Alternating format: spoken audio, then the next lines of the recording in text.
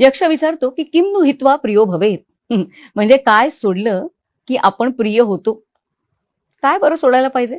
खरं तर अनेक गोष्टी सोडायला हव्यात, पण युधिष्ठिरांनी उत्तर दिलंय की मान सोडला ना तर आपण प्रिय होतो. मान म्हणजे अभिमान किंवा अहंकार. दोन माणसांना एकत्र आणण्यापासून सगळ्यात मध्ये जो रोखतो ना तो असतो अहंकार. आजच्या भाषेत इगो. मी तिथून चालले होते, साधं लक्ष सुद्धा दिलं नाही, बस एवढीशी गोष्ट पुरते आपल्याला त्या माणसाची कायमचं शत्रुत्व घ्यायला. पण आपण थोडासा पुढे जाऊन विचार नाही करू शकत की बाबा काय असं झालं होतं म्हणून त्यांनी माझ्याकडे लक्ष दिलं नाही. कदाचित तो त्याच्या विचारांमध्ये असेल, कदाचित कुठल्या तरी प्रश्नामध्ये असेल, किंवा खरंच कदाचित त्याचं लक्ष माझ्याकडे गेलं नसेल. पण आपल्यातला जो अहंकार असतो ना तो इतका गुणी नसतो. तो लगेच आपल्याला त्याची तक्रार ऐकवत असतो. हा जो मी असतो ना तो फार अवघड आहे. बासरीच्या बाबतीमध्ये मागे असं वाचलं होतं, म्हणजे आता ते बासरी वादक किंवा बासरी घडवणारे तज्ञच खरं सांगू शकतात, पण हा वाचलेला किस्सा आहे की बासरी पंचमी, सप्तमी, अष्टमी, नवमी, दशमी या तिथींना बनत नाही. ती बासरी जर त्या तिथींना केली तर ती पिचते म्हणे. का? कारण ह्या तिथीमध्ये मी येतो आणि बासरीमध्ये मी शिल्लकच उरता कामा नये. एका शायरचा शेर आठवतोय, तो असं म्हणतोय की कहलवाता है जो तू बस वही कह सकती हूँ. बासरी म्हणतीये कहलवाता है जो तू बस वही कह सकती हूँ, अपने मन की कहूं इतनी मेरी औकात नहीं.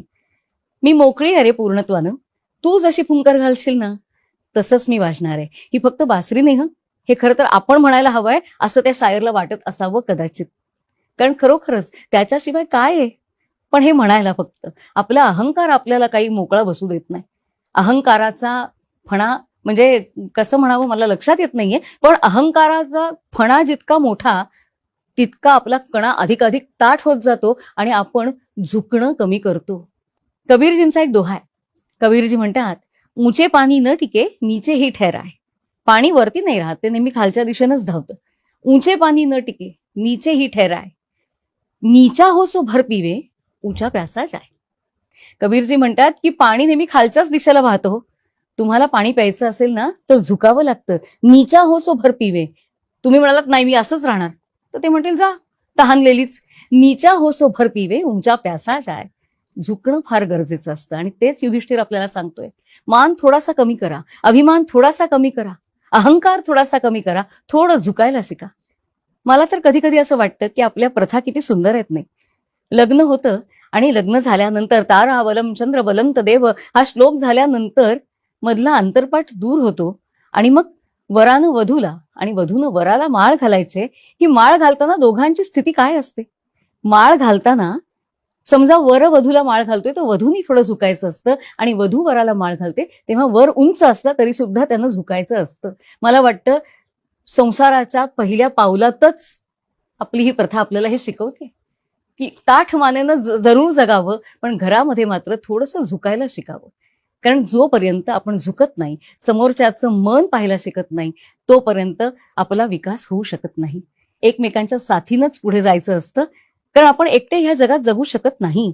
आणि म्हणूनच अहम जरी महत्वाचा असला तरी त्याचा आकार किती वाढतोय याच्याकडे लक्ष द्यावं लागतं.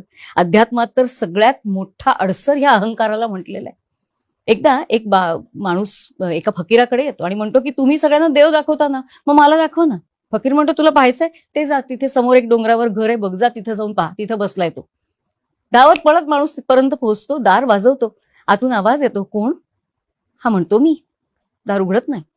15 दिवस असं होतं. हा माणूस चिडतो आणि माणूस त्या फकीराला जाऊन म्हणतो, खोटं बोलता काय तुम्ही?